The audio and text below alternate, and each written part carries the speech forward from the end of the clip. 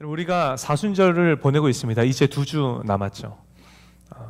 오늘 본문은 예수님께서 나귀를 타시고 예루살렘으로 입성하시는 장면이 기록되어 있는 본문입니다. 다음 주 주일이 종려주일이에요.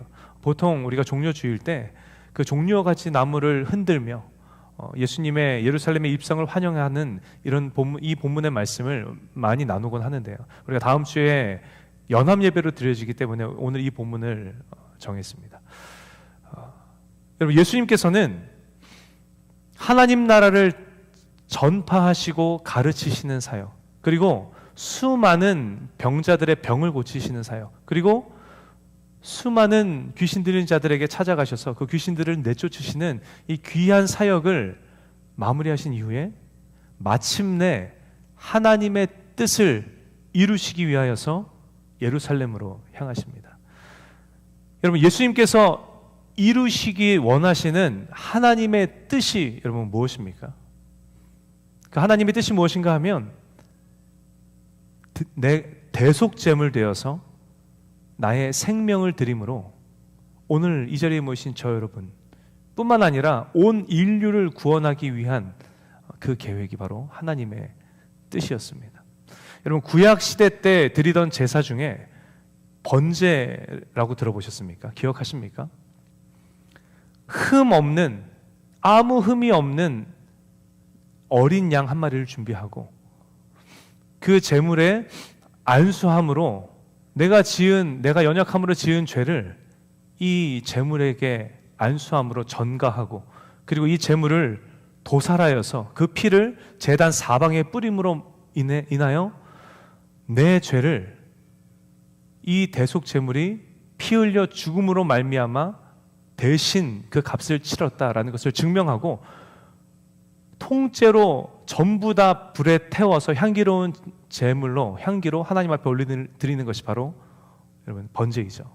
마치 이처럼 하나님께서는 흠이 없으신, 죄가 없으신 완전하신 예수님께 저 여러분의 죄를 전가하시고, 그 예수님께서 그 십자가에 피 흘려 죽으심으로 말미암아 저 여러분의 죄를 대신 그 값을 치르시고 우리를 구원하시는 것, 이것이 바로 저와 여러분을 향하신, 온 인류를 향하신 하나님의 뜻이라는 것입니다.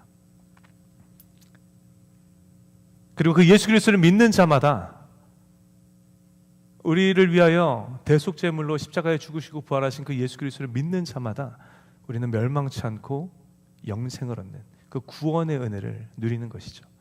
오늘 이 자리에 모이신 저 여러분 중에 아까 서두에도 말씀드렸듯이 아직 예수님을 만나지 못하신 분들이 많이 계실 거라고 생각을 합니다. 저는 여러분이 그 예수님을, 우리를 위해 십자가에 달려 죽으시고 부활하심으로 말미암아 우리를 구원하신 그 예수 그리스도, 그 주님을 인격적으로 만나고 나의 구세주요 구주로 영접하는 여러분 모두가 되시기를 예수님의 이름으로 간절히 축복합니다. 여러분들이 여러분들의 예배의 자리마다 간절히 하나님 앞에 간구하셨으면 좋겠어요. 하나님, 제가 주님을 알지 못합니다. 내가 주님을 만나기를 원합니다.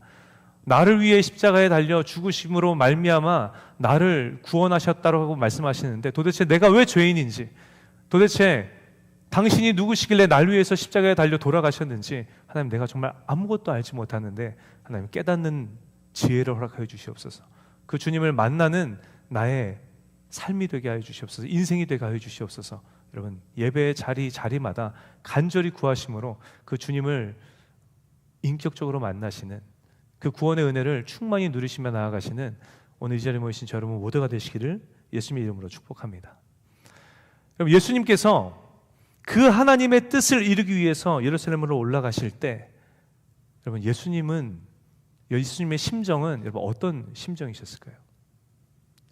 도대체 어떤 마음으로 여러분 그 예루살렘을 향하여 발걸음을 여러분 옮기셨을까요?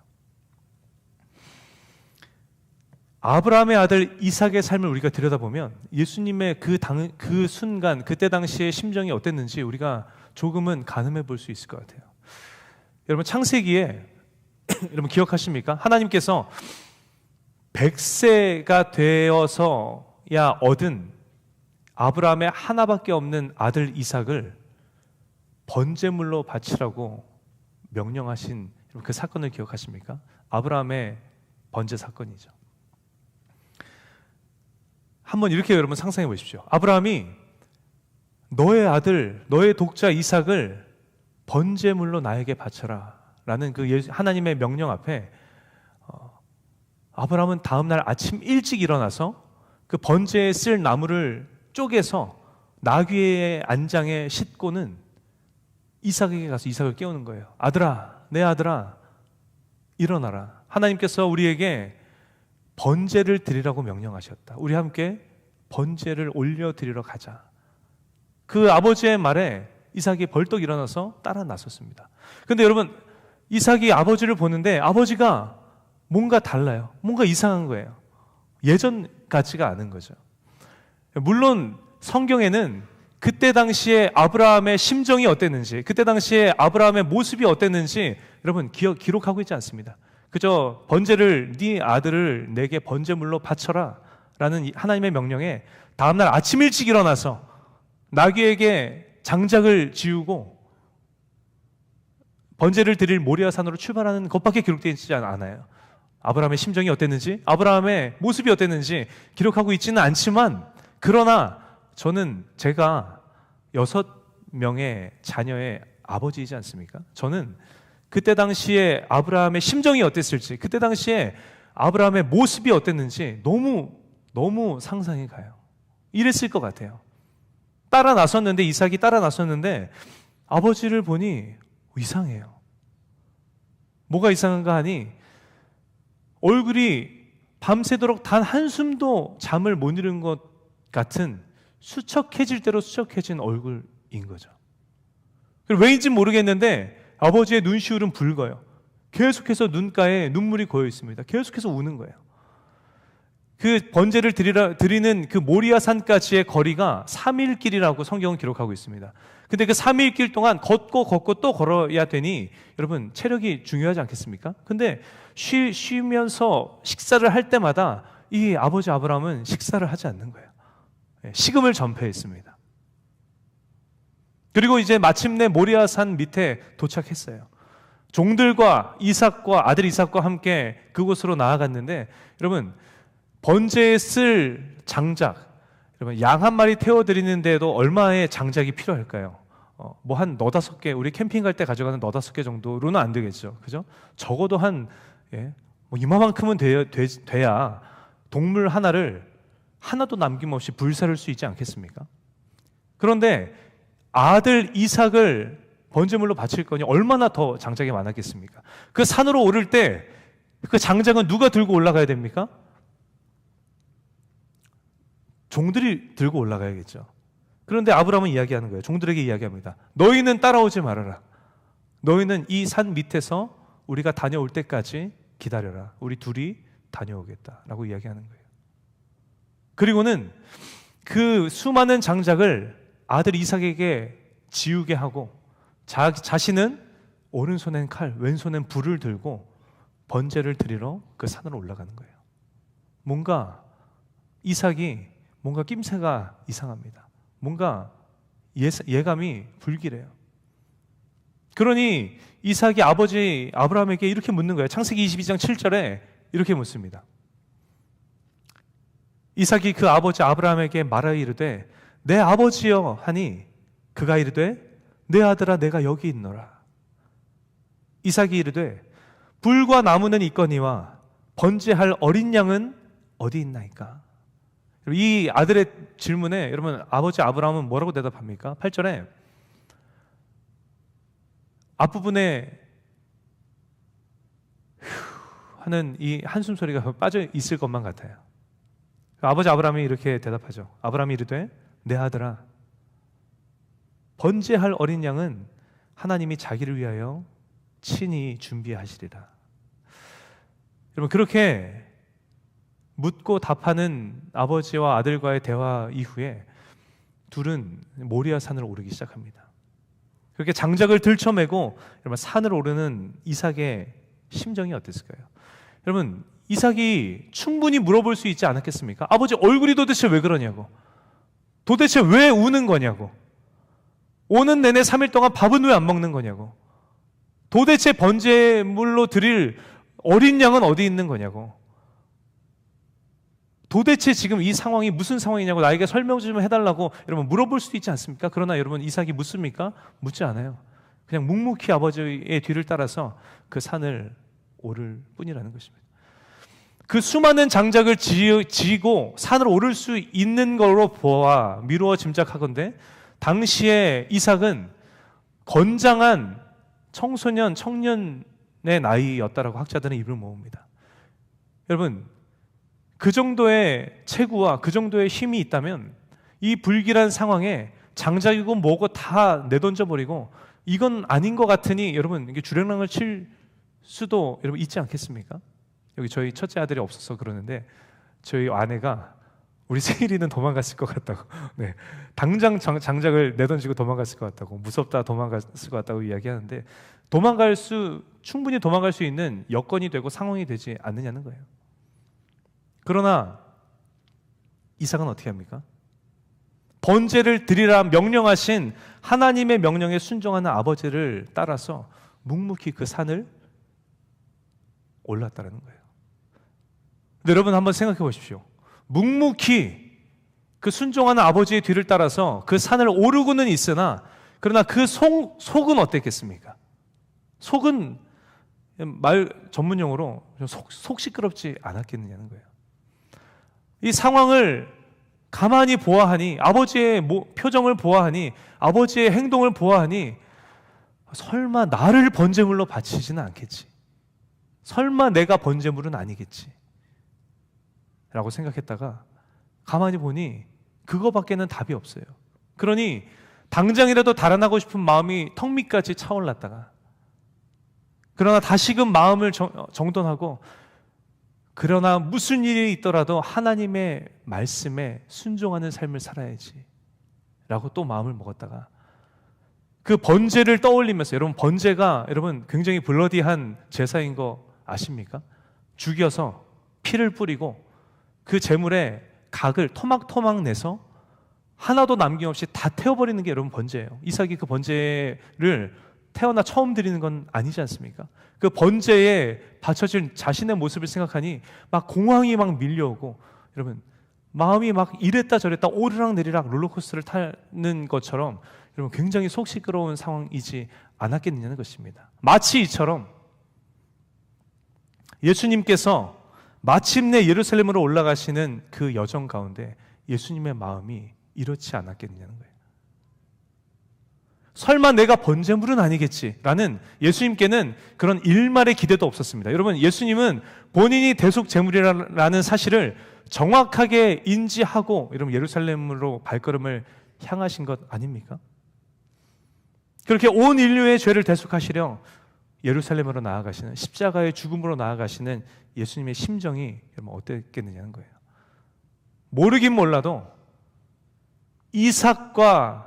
이삭의 당시에 모리아산에 오르던 심정보다 더하면 더했지 여러분 덜하지는 않았을 것 같지 않습니까? 누가복음 9장 51절에 보면 이 예루살렘으로 향하시는 십자가로 향하시는 예수님의 심정을 우리가 조금이나마 이해할 수 있는 구절이 기록이 되어 있습니다. 51절에 여러분 이렇게 기록합니다. 예수께서 승천하실 기약이 차감해 예루살렘을 향하여 올라가기로 굳게 결심하셨다라고 기록합니다. 예루살렘을 향하여 올라가기로 굳게 결심하셨다라고 기록을 해요. 여기서 굳게 결심하다라는 헬라어 원어 에스테릭센이라는 단어의 뜻이 뭔가 하면 굳게 하다, 힘있게 하다라는 뜻인데 이 문장에 어떠한 의미로 사용되었는가 하면 무슨 일이 있어도 내가 뒤돌아서지 않겠다라는 결연한 의지를 나타내는 단어입니다. 그 어떤 장애물이 내 이 여정 가운데 나를 가로막을지라도 그 어떤 방해물이 나를 가로막을지라도 무슨 일이 있어도 나는 멈추지 않고 이 길을 가리라라는 굳건한 그 의지가 담겨있는 표현이 바로 이 단어라는 거예요. 저 여러분과 같은 성정이신 완전한 인간이신 예수님에게 있어서 이 예루살렘 행이란 십자가란 좀 마음을 굳게 먹고 또 굳게 먹고 또 굳게 걷지 않고서는 갈 수 없는 너무나도 힘들고 너무나도 어렵고 너무나도 두렵고 너무나도 괴로운 길이었다는 것입니다. 오늘 본문에도 그 예수님의 심정을 엿볼 수 있는 장면이 여러분 한 구절 기록이 되어 있습니다. 28절인데요. 28절에 이렇게 기록합니다. 하반절에 예루살렘을 향하여 앞서서 가시더라 라고 기록합니다. 여느 때와 같지 않습니다. 제자들과 함께 거니시던 예수님의 모습과는 다르게 막 앞서서 가시는 거예요. 막 앞서서 가시는 이유가 여러분 무엇입니까? 두려운 마음을 추스리시고 추스리고 또 추스리시고 내가 지금 당장 빠르게 걷지 않으면 내 마음이 또다시 돌아설 것만 같은 그 마음에 굳게 결심하시고 추스리시고 결심하시고 그리고는 가자라는 단어와 함께 막 앞서 가시는 거예요. 제자들이 따라오는지 따라오지 못하는지 그거를 확인할 겨를도 없이 내 마음을 굳게 먹고 그 마음을 지키면서 서둘러서 앞서 가시는 장면이 여러분 오늘 본문 28절의 모습이라는 것입니다. 예수님께서 어떤 심정으로 예루살렘으로 향하셨는지가 여러분 이 구절들을 통해서 여러분 느껴지십니까? 오죽하면 십자가 앞에서 겟세마네 동산에 엎드려서 주님, 하나님 하실만 하시거든. 하나님은 능치 못한 일이 없으신 주님이시니 만약 주님께서 원하신다면 이 잔을 내게서 옮겨 주시옵소서. 이 십자가를 내게서 거두어 주시옵소서. 그러나 내 원대로 마옵시고 아버지의 원대로 하옵소서라고 여러분 오죽하면 고백했겠습니까? 예수님께서는 오늘 이 자리에 모이신 저 여러분을 구원하시기 위해서 2000여 년 전에 마음을 추스리시면서 굳게 먹고 또 먹으시면서 여러분 예루살렘을 향하여서 제자들보다 앞서서 여러분 그 두렵고 떨리는 발걸음을 내디디셨다라는 것입니다. 오늘 이 시간 나를 대신하여 나의 죄를 대신하여 피 흘려 죽으심으로 말미암아 나를 구원하신 우리 예수 그리스도의 그 놀라우신 형언할 수 없는 상상할 수 없는 이해할 수 없는 그 사랑이 오늘 시간 저 여러분 모두의 마음 가운데 여러분 가득히 임하시기를 예수님의 이름으로 간절히 축원합니다. 예수님께서 그 심정으로 예루살렘을 향하고 계신 거예요. 예수님께서는 구약에 기록된 예언을 성취하기 위해서 하나님의 그 계획하심을 이루기 위해서 예루살렘으로 향하던 중에 제자들 둘을 보내서 여러분 나귀를 준비하십니다. 근데 여러분 예수님께서는 다 알고 계셨어요. 오늘 보면 30절에 보면 여러분 이렇게 기록합니다. 이르시되 너희는 맞은편 마을로 가라. 그리로 들어가면 아직 아무도 타보지 않은 나귀 새끼가 매어 있는 것을 보리니 풀어 끌고 오라. 아멘. 예수님께서는 마치 그 지역의 풍경을 이렇게 보면서 말씀하시는 것처럼 그 마을의 상황을 다 알고 계셨다는 거예요. 맞은편 마을에 가면 아직 아무도 타보지 않은 나귀의 새끼가 한 마리가 매어 있을 거라는 거예요. 그거를 풀어 끌고 오라는 것입니다. 그러면 제자들이 예수님의 말씀에 순종하여 그 맞은편 마을로 갔을 때 그 모습을 봅니까? 보지 않습니까? 본다라는 거예요. 그러면 32절에 이렇게 기록합니다. 보내심을 받은 자들이 가서 그 말씀하신 대로 만난지라. 또한 예수님께서는 그 나귀를 풀 때 어떤 상황이 벌어질지도 이미 아셨죠. 31절에 이렇게 기록합니다. 만일 누가 너희에게 어찌하여 푸느냐 묻거든 말하기를 주가 쓰시겠다라고 이야기해라 라고 말씀해 주십니다. 여러분 이 일이 벌어집니까? 벌어지지 않습니까? 벌어지더라는 거예요. 33절로 34절에 이렇게 기록합니다. 나귀 새끼를 풀 때에 그 임자들이 이르되 어찌하여 나귀 새끼를 푸느냐 대답하되 주께서 쓰시겠다 하고. 아멘. 예수님께서는 주님께서 쓰시겠다고 하셨습니다 라고 이야기하면 그 나귀의 주인들이 아무런 방해 없이 그 나귀를 풀어줄 거라는 그 사실 또한 이미 알고 계셨다는 거예요. 여러분 이 본문의 사건을 통해서 우리가 무엇을 알 수 있습니까? 주님께서는 아신다라는 거예요. 우리 전능하신 하나님께서는 다 알고 계시다라는 거예요. 주님만이 아신다라는 것입니다. 맞은편 마을에 아직 한 번도 타보지 않은 나귀 새끼가 매여 있다라는 것을 가보시기도 전에, 보내시기도 전에 이미 아셨던 주님. 그 나귀를 풀 때에 그 임자들이 왜 나귀를 푸느냐 물어보실 것이라는 그 사실을, 주가 쓰시겠다 하셨습니다라는 말에 아무런 방해 없이 그 나귀를 내어줄 그 모든 상황을 주님께서는 이미 알고 계시다는 것입니다. 우리 이 사건을 통해서 우리가 뭘 알 수 있는가? 주님께서 아신다는 거예요.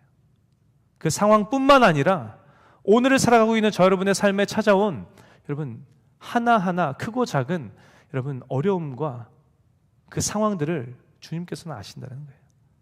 상황만 아시는 것이 아니라 여러분 저 여러분의 그 상황들로 인한 심정조차도, 형편조차도, 마음조차도 여러분 하나님께서는, 예수님께서는 알고 계시다는 것입니다. 그 전지하신 주님께서 오늘을 살아가는 저 여러분의 모든 상황과 우리의 모든 심정을 알고 계십니다.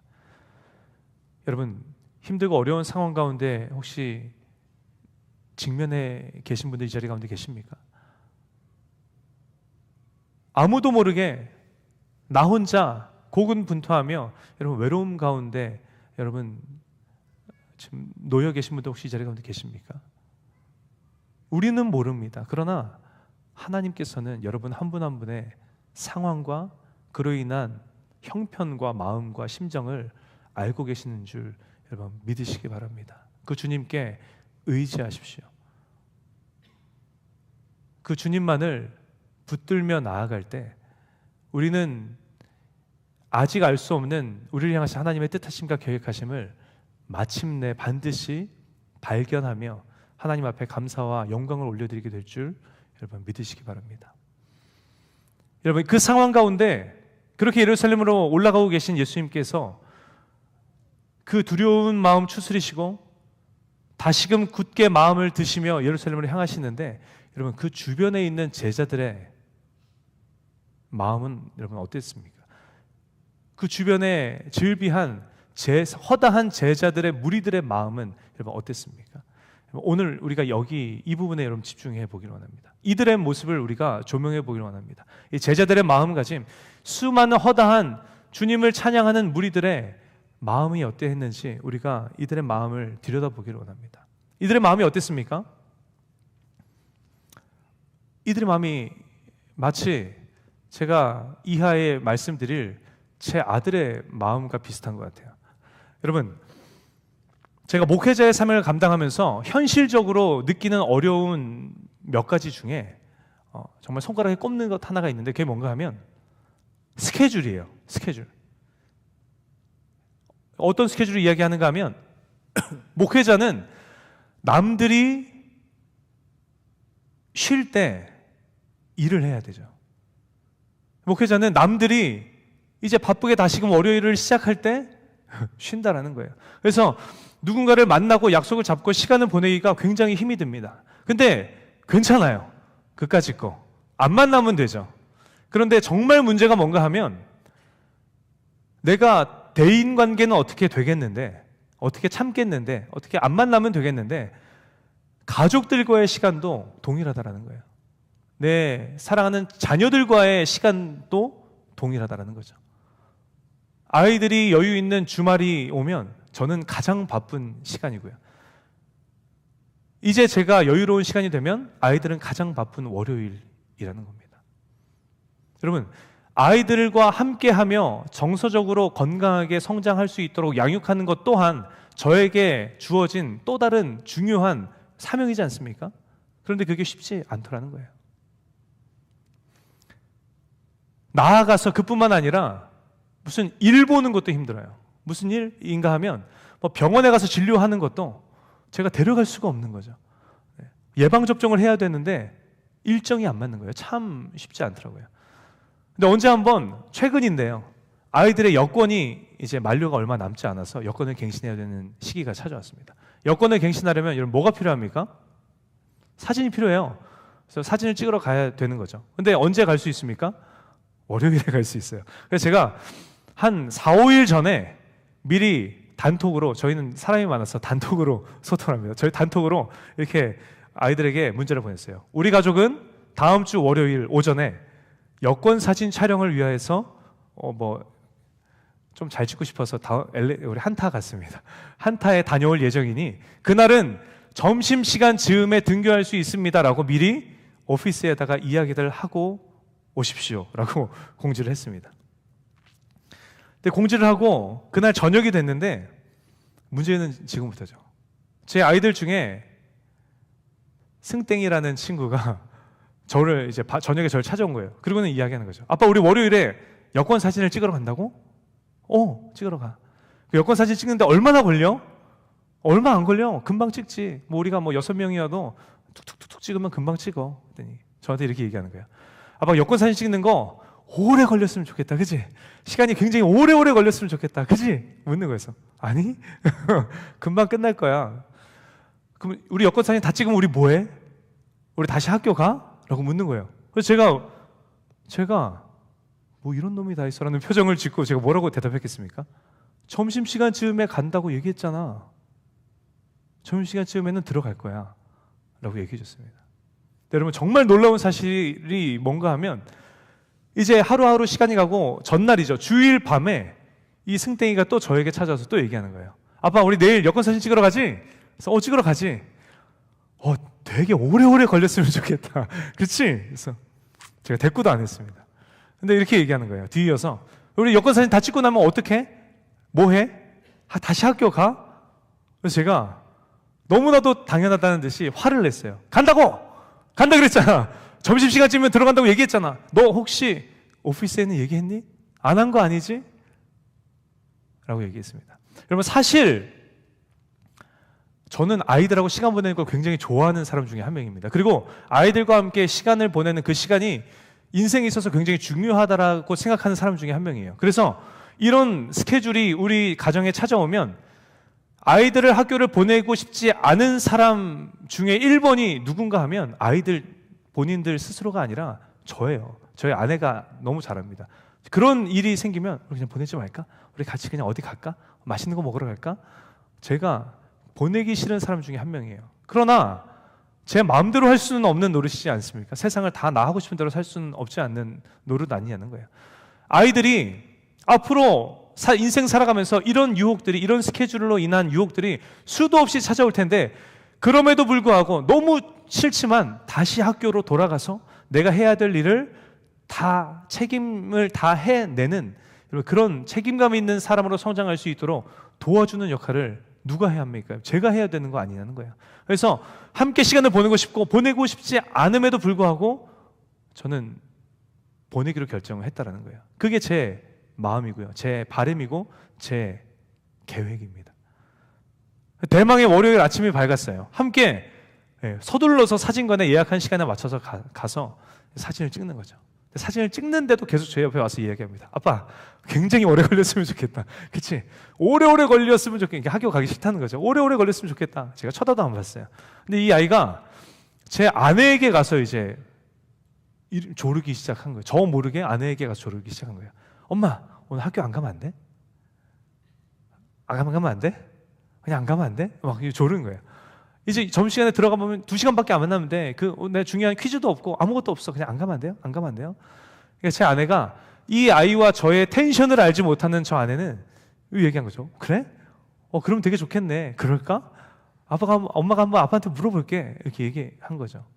그 얘기를 듣는 순간 이 아이의 마음속에는 무엇이 여러분 이렇게 무럭무럭 자랐습니까? 오늘 학교 안 가겠구나라는 것을 마치 확신을 하다시피 마음을 먹은 거예요. 사진을 다 찍었습니다. 그리고 점심시간에 들어가서 점심 먹을 수는 없으니 또 같이 맛있는 거를 이렇게 챙겨 먹이고 제가 이제 이야기했죠. 자, 학교 가자. 이랬더니 너무나 어이없게도, 너무나 열받게도, 솔직한 심정, 열받게도 차에서 이 승땡이가 엉엉 우는 거예요. 엉엉 우는 거예요. 그렇게 서글프게 우는 거예요. 그러면서 저한테 한다는 얘기가 무슨 말인가 하면 엄마가 안 가도 된다 그랬단 말이야. 엄마가 아빠한테 얘기해 준다 그랬단 말이야. 안 가도 된다 그랬단 말이야 하면서 엉엉 우는 거예요. 제가 뚜껑이 열렸는데 그 뚜껑을 간신히 부여잡으면서 제 아이에게 얘기했습니다. 너 아빠가 학교 가는 거라고 몇 번 얘기했어? 아빠가 학교 간다고 분명히 얘기했잖아. 빨리 준비해. 학교 가게 하고 학교로 보냈어요. 그날 하루 가족들과 함께 마음 편히 쉬는 것보다 죽기보다도 싫지만 다시 학교로 돌아가서 내가 해야 될 일을 다 해내는 그것이 더 이 아이를 위한 길이라는 것을 알았기 때문에, 그리고 지금 이 아이는 그 훈련이 되어 있지 않아요. 되어 있는 애면 안 보냈죠. 훈련을 해야 되는 시기이기 때문에, 누군지 좁혀지십니까? 시기이기 때문에 보냈다라는 거예요. 그리고 여러분 생각해 보십시오. 제가 몇 번 얘기했습니까? 3번이나 얘기했어요. 3번 정도 얘기했으면 알아먹어야 되는 거 아니냐는 거예요. 근데 이 승땡이는 어떻습니까? 결과가 내가 바란 결과가 아니니까 엉엉 울면서 아빠를 원망하면서 불평과 불만을 늘어놓는 모습으로 일관하더라는 것입니다. 얼마나 연약한 모습이며 얼마나 안타까운 모습이고 얼마나 이 어리석은 모습이냐는 거예요. 다시 본문으로 돌아가서 예수님께서는 온 인류의 구원을 위하여서 지금 내 앞에 있는 이 제자들을 구원하기 위해서 마음을 고쳐먹고 다시금 마음을 굳게 먹으면서 예루살렘으로 향하고 계신 상황 가운데 있습니다. 그런데 여러분, 그 옆에 따르는 제자들과 무리들의 마음은 어땠냐는 거예요. 그들의 마음이 어땠습니까? 자신의 바램들로만 가득 찼다는 거예요. 몇 번이나 예수님께서는 본인의 순환에 대해서 여러분 예고하셨습니까? 마태복음 16장 16절에 보시면 이렇게 기록하고 있어요. 주는 그리스도시요 살아계신 하나님의 아들이시니이다. 가이사랴 빌립보에서 예수 그리스도의 질문에 담대하게 대답했던 베드로의 모습을 보시면서 예수님께서는 이제는 비로소 이들에게 하나님의 뜻을 알려줘도 되겠구나, 나의 앞으로의 여정을 알려줘도 되겠구나 라는 생각에 말씀하시는 거예요.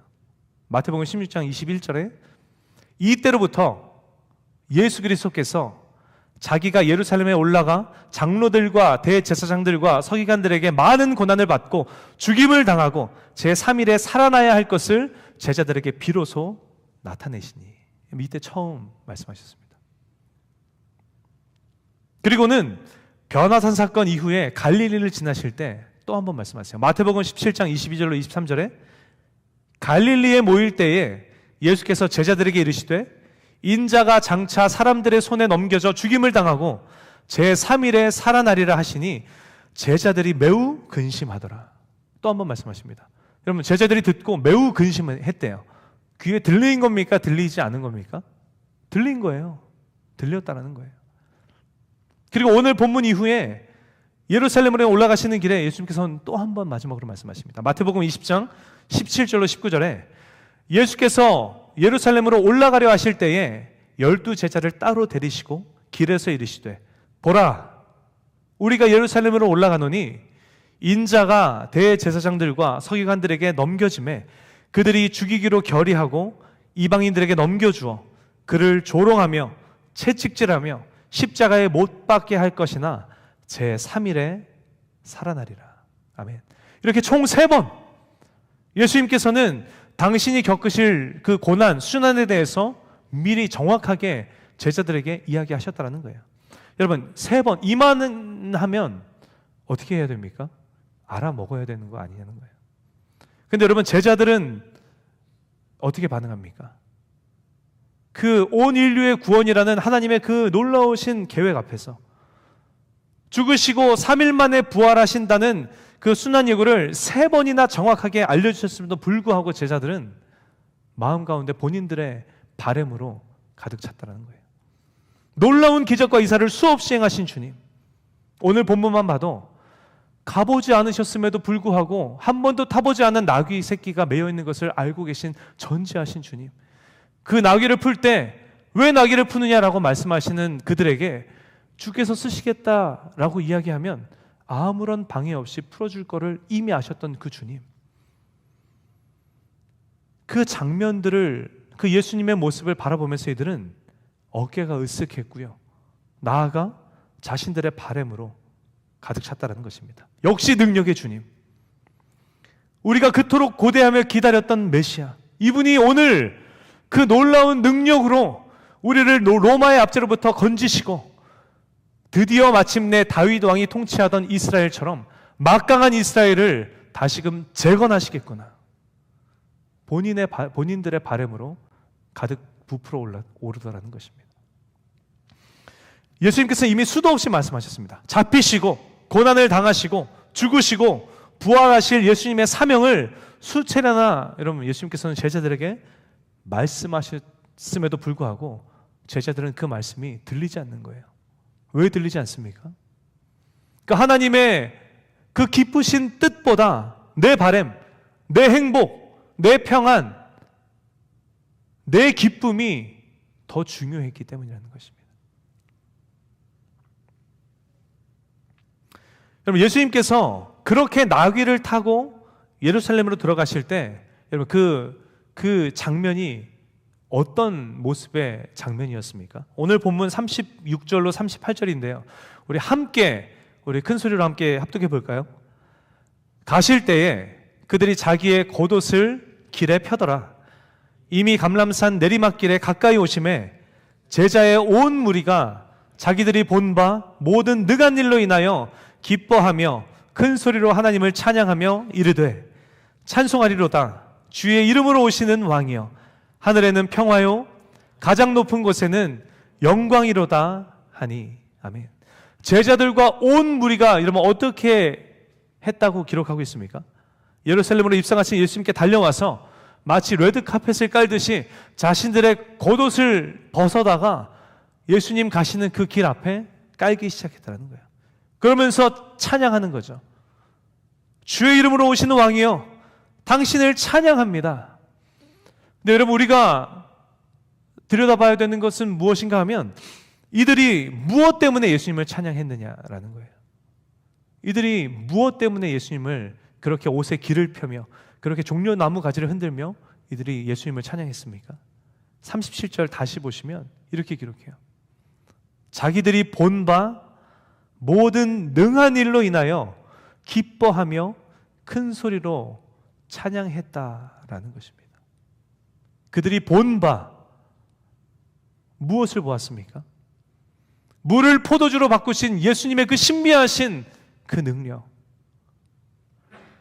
남자만 5천인이 한 2만 명이나 좋게 되는 그 수많은 사람들을 오병이어 떡 5개와 물고기 2마리로 배불리 먹이신 이후에 12바구니나 남기신 그 놀라우신 신비하신 그 예수 그리스도의 능력, 수많은 소망 없는 병자들의 병을 고치신 예수님의 그 놀라우신 능력, 수많은 귀신들을 떨게 하고 말 한마디로 내쫓으셨던 그 예수님의 그 놀라우신 능력, 죽었던 나사로도 보란듯이 살려내신 예수님의 그 능력을 바라보면서 앞으로 우리의 삶에 임할 그 일들을 생각하니 너무나 기뻐서 여러분 큰 소리로 찬양했다라는 것입니다.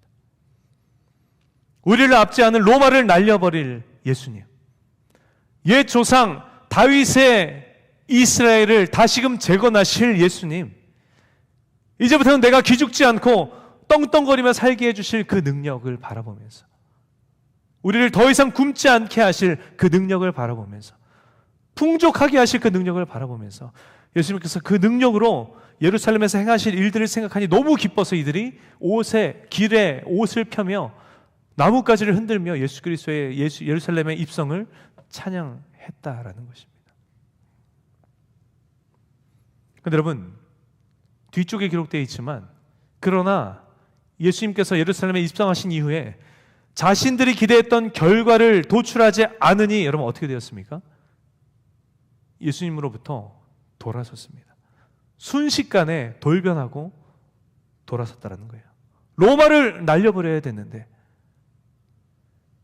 내 삶을 살맛나게 해줘야 되는데, 우리가 기대했던 그 기대와는 다르게 우리가 직접 본 그 능력을 조금도 사용하지 않으시고 묵묵히 하나님의 뜻대로 그냥 로마의 군사들에게 잡히시는 예수님의 모습, 그리고서는 아무 일도 행하지 않으시는 예수님의 모습을 바라보며 실망스럽고 원망스러워서 돌았었다는 것입니다.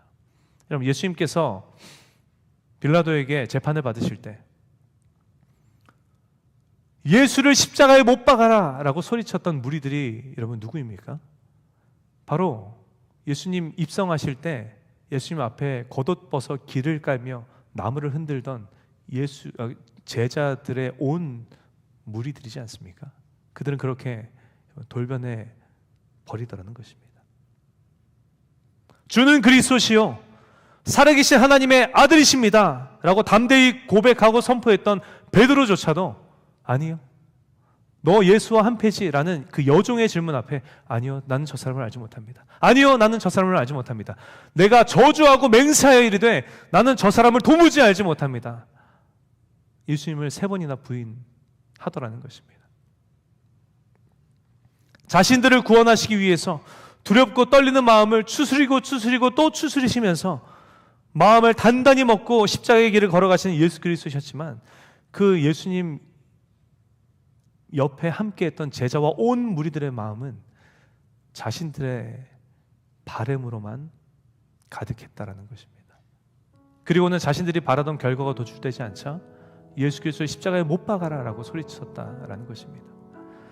여러분, 오늘을 살아가는 저 여러분의 모습은 어떻습니까? 우리도 매일같이 찬양을 합니다. 그렇지 않습니까? 근데 여러분, 우리는 무엇 때문에 예수 그리스도를 찬양합니까? 우리는 무엇 때문에 하나님을 찬양합니까? 우리는 이 본문에 기록된 제자들과는 조금 수준이 달라서 우리의 찬양은 나를 위해 십자가에 죽으시고 부활하신 우리를 구원하신 예수 그리스도의 놀라우신 사랑 앞에 우리가 감사와 감격하며 여러분 찬양합니까? 아니요. 우리가 오늘은 조금 여러분 솔직해졌으면 좋겠습니다. 공교롭게도 오늘은 그 마음으로 여러분 모두가 찬양하신 것 같아요. 뒤에서 보는데 저도 끊임없이 흐르는 눈물 가운데 오늘 주님 앞에 찬양을 올려드린 것 같아요. 사순절이나 돼야, 그죠? 고난주간이나 돼야 우리가 예수 그리스도의 십자가, 우리를 향하신 그 놀라우신 사랑을 우리가 묵상하며 우리가 찬양하죠. 그러나 일상으로 돌아가서는 우리의 찬양은, 여러분, 찬양의 이유는 무엇입니까? 행여나 우리의 찬양의 이유가 이런 이유는 아닙니까? 내가 가고 싶었던 그 학교로 인도하신 하나님 앞에 찬양하고, 내가 가고 싶었던 손꼽아 기다렸던 고대했던 그 직장으로 인도해 주신 하나님 앞에 찬양, 더 높은 연봉, 더 나은 처우가 좋은 회사로 이직하게 하심에 점프업하게 하신 하나님 앞에 찬양, 나에게 이렇게 건강 주신 하나님 앞에 찬양, 내 질병을 치유하여 주신 하나님께 찬양. 지금 이런 상황 가운데에서도 그럼에도 불구하고 나를 붙들어 주셔서 나로 하여금 이 상황을 이기게 하신 하나님 앞에 찬양. 여러분, 우리의 찬양이 내게 무언가를 베풀어 주신 하나님, 혹은 내게 무언가를 베풀어 주실 하나님 앞에 올려드리는 여러분 찬양이지는 않느냐는 것입니다. 그러나 우리 삶에 내가 기대하지 않았고 바라지 않았고 예상하지 못했던 여러분 정말 힘들고 어려운 일들이 찾아오면 우리는 어떻습니까? 내가 바라던 삶이 아니고 내가 기대했던 상황이 아님에 하나님으로부터 마치 오늘 본문의 제자의 무리들처럼 순식간에 돌아서서 불평하고 원망하며 그렇게 하나님 앞에 원망하는 모습이 오늘 저 여러분의 모습은 아니냐는 것입니다. 우리를 향하신 하나님의 그 놀라우신 뜻, 하나뿐인 예수 그리스도, 독생자 예수 그리스도를 우리를 위해 내어주시면서 그 아픈 마음 부여잡고 우리를 향하신 그 놀라우신 뜻을 펼치시는 하나님이심에도 불구하고 우리는 그 하나님의 뜻 관심도 없고 내 바램들이 이루어지기만을 고대하다가 행여나 하나님의 뜻이 내 바람과 일치하는 그 순간에는 역시 주님은 살아계십니다. 하나님은 나의 하나님이십니다. 하나님의 행하심을 찬양합니다. 고백하다가도 행여나 내 바람과 하나님의 뜻이 어긋나는 그 순간에는 언제 그랬냐는 듯이 주님 앞에 달려들어 어떻게 내 삶에 이런 일이 일어날 수 있습니까? 소리치며 원망하는 모습이 여러분 오늘 살아가는 여러분의 모습은 여러분 아니라는 것입니다. 여러분 이 모습이 발견되어져야 하는데 우리의 모습 가운데 이러한 연약한 마치 오늘 본문의 제자의 무리들의 모습이 만연함에도 불구하고 우리는 인지하지 못하고 살아가는 것 같아요. 자각하지 못하고 살아가는 것 같습니다. 마치 내가 언제나 나를 향하신 예수 그리스도의 놀라운 사랑, 나를 향하신 하나님의 그 깊으신 뜻에 감사 찬양 올려드리며 우리가 성숙하게, 우리가 고상하게 신앙생활하고 있다라고 우리는 착각하고 있는 것 같습니다. 그러나 여러분 간절히 권면하기는 오늘 우리의 연약함이 깨달아지는 은혜가 오늘 저 여러분 모두에게 가득하시기를 예수님의 이름으로 간절히 축원합니다. 우리가 사순절 시기를 보내고 있습니다. 해마다 이 사순절 기간이 되면 그리고 종려 주일이 되면 우리는 어김없이 하나님의 뜻과 나의 바람이 어긋나는 이 오늘 본문의 말씀을 우리는 나누는 것 같아요. 여러분 하나님께서 우리에게 끊임없이 오늘 본문에 등장하는 이 연약한 수많은 허다한 제자의 무리들의 모습을 계속해서 해마다 저 여러분에게 끊임없이 말씀하여 주시는 하나님의 그 이유가 무엇이겠습니까? 오늘을 살아가는 저 여러분이 그들과 동일한 실수를 범하지 않기를 하나님께서는 간절히 바라시고 원하시기 때문에 저 여러분에게 해마다 이 사순절의 기간이 되면 끊임없이 이들의 연약함 우리에게 보여주고 계신다라고 저는 믿습니다.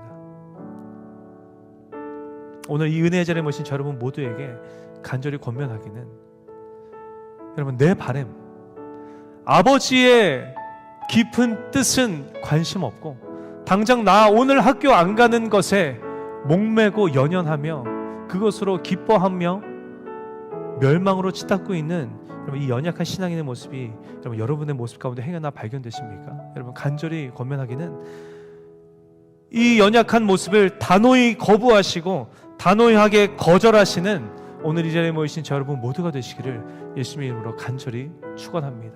여러분 결과가 여러분이 기대했던 것만 못하십니까? 이해되지 않고 납득되지 않는 상황이 여러분의 삶에 지금 찾아와 힘들고 어려운 시기를 보내고 계십니까? 하나님께서 저 여러분에게 그 인생을 그 상황을 그 어려움을 그 고난을 허락하신 이유가 분명히 있으실 텐데 여러분 주님 앞에 내가 바라고 내가 기대했던 결과가 아니라고 원망이 앞서기보다 하나님 나에게 이러한 상황을 허락하시는 하나님의 뜻이 무엇입니까? 하나님의 계획이 무엇입니까? 이를 통하여서 나에게 어떤 일을 행하기를 원하십니까? 여러분 먼저 묻고 구하며 나아가시는 여러분 되시기를 예수님의 이름으로 축원합니다. 우리를 선한 길로 이끄시려 당신도 우리의 아픔을 바라보시며 인내하시면서 우리 인생을 그렇게 핸들링하고 계신 하나님의 그 깊으신 뜻을 온전히 신뢰하며 주님과 함께 동행하는 삶을 살아가신 저 여러분 모두가 되시기를 예수님의 이름으로 간절히 축원합니다. 허락하신 새로운 한 주 우리가 변함없이 살아갈 것입니다. 이 허락하신 새로운 한 주 삶을 살아가시는 매 삶의 순간순간마다 나를 향하신 하나님의 그 깊으신 뜻, 그 뜻이 무엇인지 우리가 우리의 바람보다 그것에 우리의 시선을 두고 우리가 주님을 신뢰하고 우리에게 펼치실 하나님의 그 일하심을 기대하며 믿음으로 나아가시는 저 여러분 모두가 되시기를 예수님의 이름으로 간절히 축원합니다. 나의 헛된 바람을 내려놓고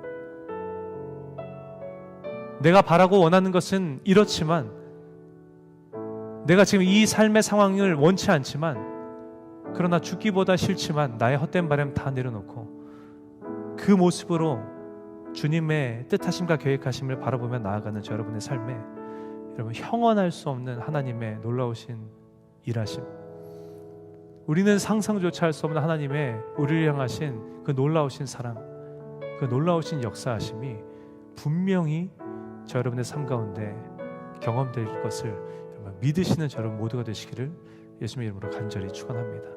우리 시간 함께 찬양하기를 원합니다. 우리 말씀을 기억하며 우리 주님 앞에 이렇게 우리의 지금 모습 그대로를 고백하기를 원합니다. 주님, 우리는 연약합니다. 주님, 우리는 오늘도 실수합니다. 그래서 주님의 도우심이 필요한 우리입니다.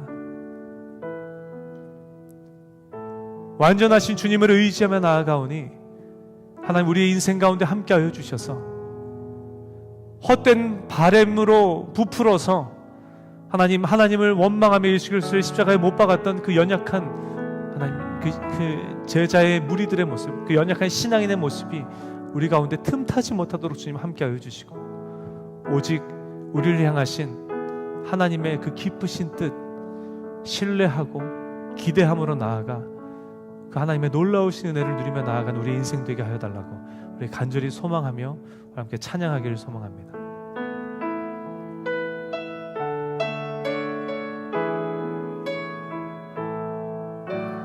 괜찮으시면 다 함께 자리에서 일어나서 찬양하며 나아갈까요? 주여, 우린 연약합니다. 주여, 우린 연약합니다. 주님, 우리는 오늘을 힘겨워합니다. 우린 오늘을 힘겨워합니다. 주의 긍휼을 주 뜻 이루며 살기에 부족합니다. 우린 연약합니다. 우리의 진실된 고백이 되길 원합니다. 주님, 주여, 우린 넘어집니다. 오늘 하루 또 실수합니다. 오늘 하루 또 실수합니다. 주의 긍휼을 구하는 죄인입니다. 주의 긍휼을 구하는 죄인입니다. 우리 처음부터 다시 한번 고백하며 나아갑시다. 주여, 우린 연약합니다. 주여, 우린 연약합니다. 우리는 오늘을 힘겨워합니다. 우린 오늘을 힘겨워합니다. 주 뜻 이루며 살기에 부족합니다. 우린 연약합니다. 주여, 우린 넘어집니다. 주여, 우린 넘어집니다. 오늘 하루 또 실수합니다. 오늘 하루 또 실수합니다. 주의 긍휼이 우리에게는 필요함을 고백합니다. 긍휼을 구하는 죄인입니다. 우리 경손히 두 손 높이 들고 우리 고백하며 나아갑시다. 한없는 주님의 은혜 온 세상 위에 넘칩니다. 가릴 수 없는 주여,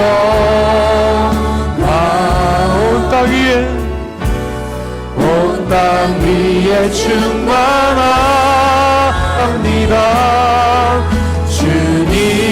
주님만이 길이오니 우린 그 길 따라갑니다. 우린 그 길 따라갑니다. 그날에 우리를 이루신 주는 완전합니다. 다시 한번 고백하며 나아갑시다.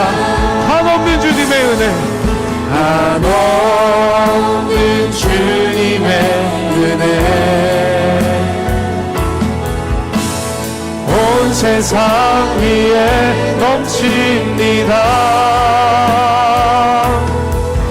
가릴 수 없는 주여 온 땅 위에 충만합니다.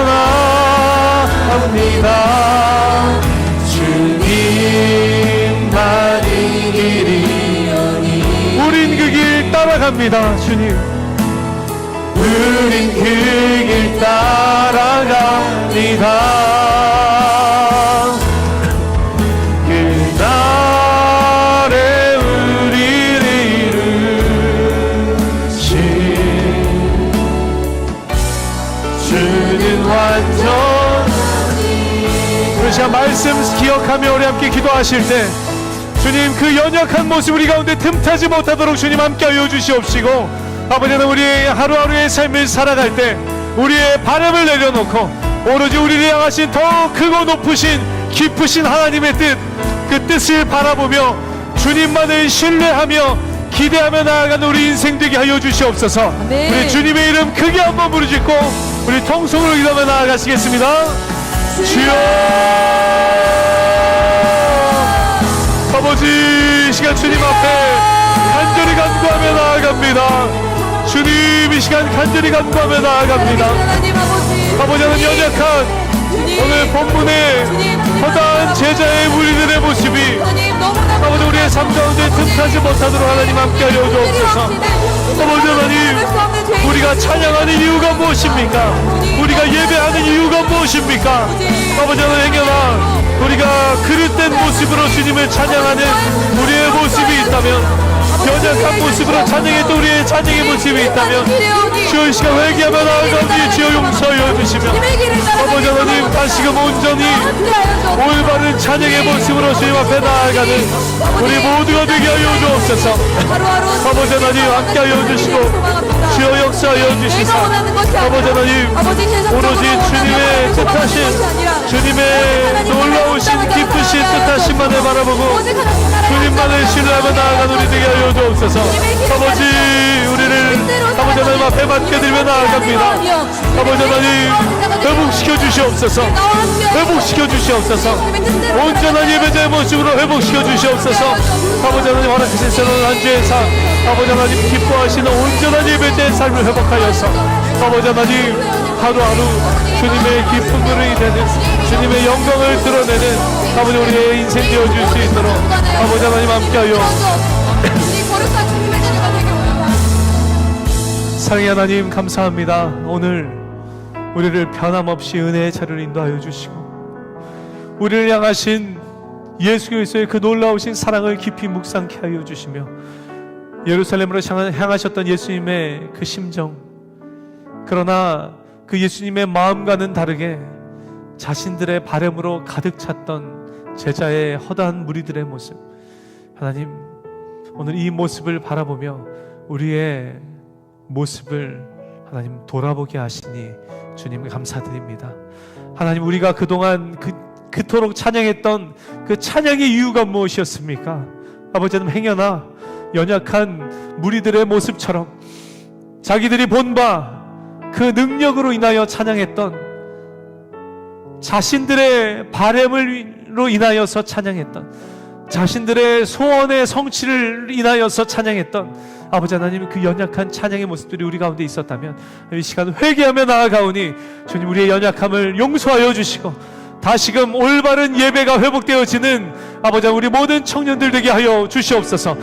오로지 하나님의 우리를 향하신 기쁘신 뜻 그 놀라우신 계획하심